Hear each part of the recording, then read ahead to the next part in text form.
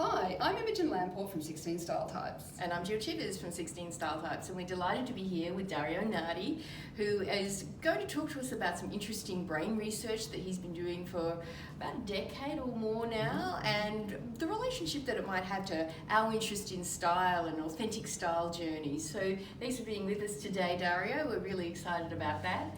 So your brain research has led you to understanding the sort of the animal part of our brains and this idea that we might need to reconcile these two selves that we have. Can you tell us a little bit more about that? Yeah, absolutely. So, I guess we like to think that we have just one brain and it all makes sense, but of course it doesn't. Yeah. And there's this animalistic part of the brain that we share with cats and dogs and monkeys and so on. And you might think of it as the id in a way. Right. And as its own emotions, but also imprinting from early childhood, the things we're exposed to in the media when we're 2 and 5, from our parents, and they from their parents. So there's a lot of tradition and sort of stuff that is only sort of half conscious that's in there. Yeah. And then there's the educated part of the brain, which is the outer part, which is the part that we think of as us with our skills as adults and our career and all of that. And when those are in conflict with each other, you can imagine that there's going to be, it's the same as like the super ego and id kind of thing. It's like, the parent wants to do one thing, the little kid wants to do another. So I would say that, a person might think, I'm just going to override what I think I want. Right. And actually that's not going to be happy long term because it's going to show. Right. Yes, and so it's sort of like you've got to be comfortable in what you're doing, and in fact maybe even passionate about the way you're dressing or appearing to others. Yeah. It's so interesting when we think about these various parts of our brain. So how, with our brain, like if our brain's a company and there's like a CEO in there, how is it directing us?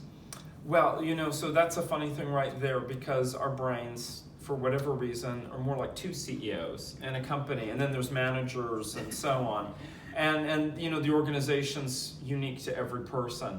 But those 2 CEOs that we have, which you can think of as like behind your temples here, you've got the goal-focused CEO. It lights up when you make decisions, when you focus, when you're sticking to something.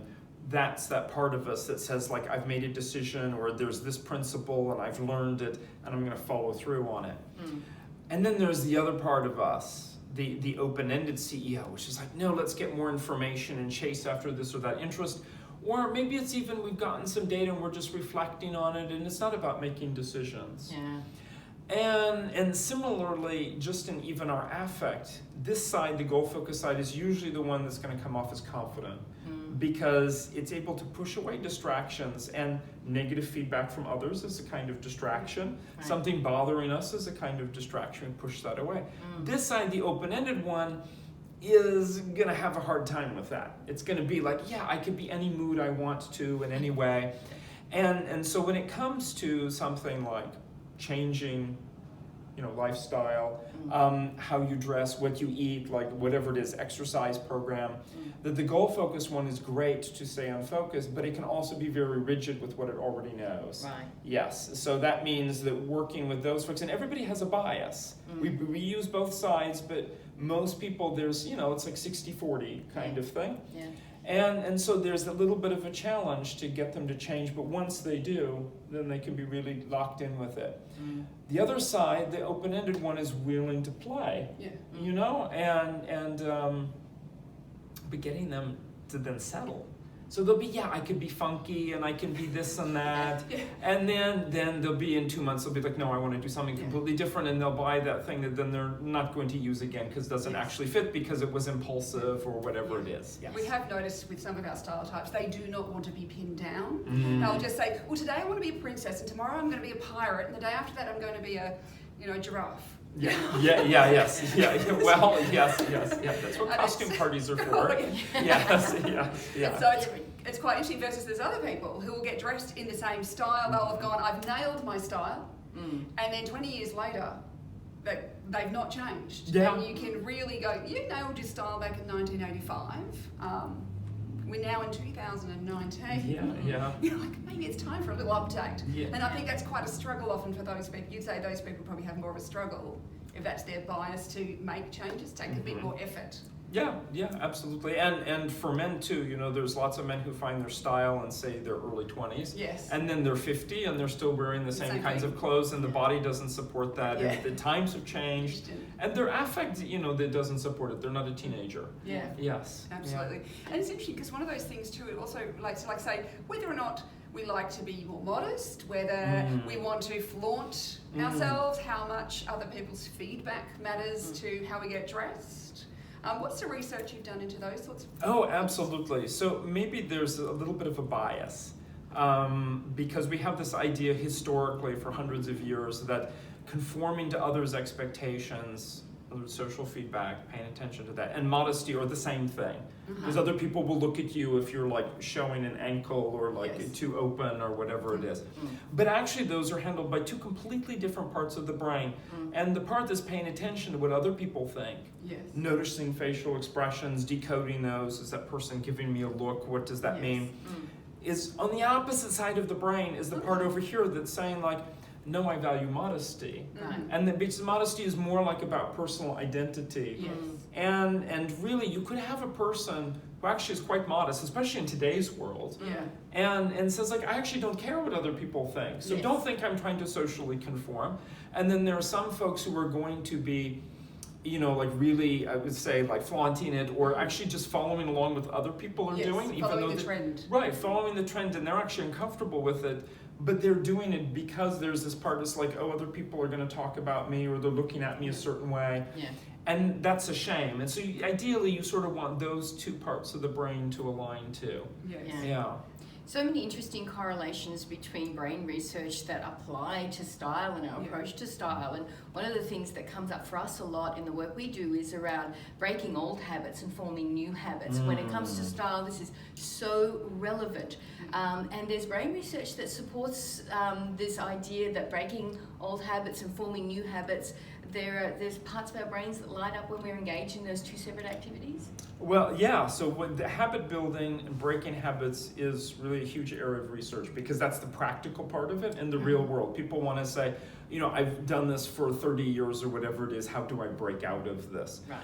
It doesn't happen quickly. The logical part of your brain, logical parts, they all have their reasons. They do, even if they're not really logical. You know, it's all over the place. Is going to keep wanting you to bring back to what's familiar. And so how long does habit building take? The research says if it's an easy habit change, a small thing, then it might only take about 3 weeks of consistency. And they say if it's a lot more difficult change, which really could be like a complete style change, I guess, that could take up to 3 months of time in order to get comfortable. And the important part is, I think for people, maybe they have this idea, and the same as like going to the gym or something, that, oh, if I fail one day, that means I have to start over, I failed. That's absolutely not the case. The research has shown as long as you're thinking about it and you're genuinely making an effort, not claiming you're making an effort, you're genuinely making an effort. You're really doing it. You're really doing it. And there are some days when you do something different or whatever it is. So say you're visiting your mother-in-law and you're going to dress in a way that isn't your new style. Okay, so then, you know, don't beat yourself over that. Just the next day, keep on with it. And the idea is within 3 months, it really will then seem like the normal thing. Yes. I mean, I've certainly found I've got a program where it's a 31-day program. And every day they get a little style challenge. It's just something small, but it's really to do something different. And within a month, I see massive changes of people. And they'll say, even by day 14, because at day 14 I say, go back and wear something you wore before you started this challenge. And even then they go, I couldn't actually do that. I can no longer not wear an accessory, or I can no longer wear those things. And it's really fascinating. It's just when you're doing a little bit of something, we're not making massive changes every day. So is that what the brain research shows? It's just like little incremental changes? Those little changes, because there's only going to take 2 or 3 weeks. They say on average 3 weeks. Then that's great, because then the person is seeing progress. You're seeing progress as well. Their friends, everybody else is like, oh, then they also won't be shocked. Yes, it will be somewhat more of a transition. If a person sets up a really big change, then that might be difficult to carry through like all at once. Yeah. So a lot of small changes can be really helpful. Yeah. And of course what's interesting with 16 style types is what's a small change to somebody is a non-existent change to somebody else, and is a quantum leaping of the Grand Canyon for somebody else. And so you get to define that for yourself, I would suppose, from a brain research perspective. In fact, that reminds me, so there is sort of like, people who drink wine regularly and have learned about it versus those who haven't. Yeah. There's this thing called the connoisseur effect. Right. That the more you get to know something, the more sort of critical and detailed you can be about it. Right. I don't know a lot about wines. I just know I like it, I don't like it, or it's like it's acceptable. Right. But there are people who have a very fine sense either for themselves or other people, and it could be sensory, like certain kinds of fabrics they don't like. Yeah. I've tried to wear wool.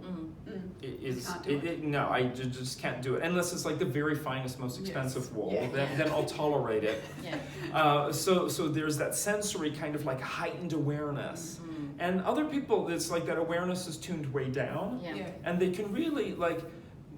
It's really, as you said, like what's very bright, say bright colors to one person is loud and whatever is actually not so much to another person. Yeah. And so it ultimately and the nice thing is the brain does have built in this sense of harmony.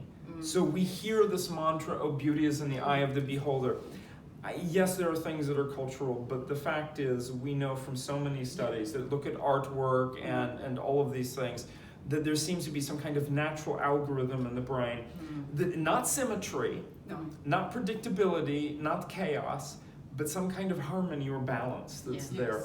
And so if that's what the two of you are bringing, then people, regardless of how exactly their brain is tuned or how much time it's going to take, whether they're open-ended or goal-focused, that sort of like when the person looks in the mirror, there will be that harmonious feeling, and that is what will carry them through. Yeah, I mean, what we've really found is when there's that authenticity, plus the harmony in appearance and design, which, I write about a lot, is how to create that harmony using the principles of design that they use in art and architecture, and you see in nature and everywhere, all comes together and it creates this beautiful, harmonious, aesthetic appealing style. Yeah, absolutely. And just finally, on a personal note, your style is important to you. You have a style. Could you just tell us just a little bit about what style means to you? Well, I have to say, when I go to different countries, like I was in Paris a few weeks ago, and I made an effort actually to take more fashionable clothes than I would in Australia, for example. Not that Australians are unfashionable, no, you're but not but Parisians do have a certain level, I wouldn't even necessarily say expectation, but it's acceptable to be stylish, and it's encouraged. Yes. Right. It's part of their culture. It is. It's part of their culture. So I don't know if I have one style, but I would say I have one principle. Right. And then a few things to support that. I believe the central principle is wear what enhances your natural appearance. Yeah. And beyond that, if there are things like wearing colors that complement my coloring or something like that, that's so easy to learn. Like anybody can learn that. Even guys who only know 5 colors in their vocabulary, which I understand, you can still learn that. Yes. And then it becomes, then it's a lot simpler to do. Yeah. Yes. Absolutely. Well, we want to say thank you again for joining us in this video. It's just fantastic to get your perspectives on brain research and the applications that we can then take and apply to what we're doing with style types. So thank you again. It's my pleasure, certainly. Thank you for having me on. Yeah. Thanks, Dario. Thank you.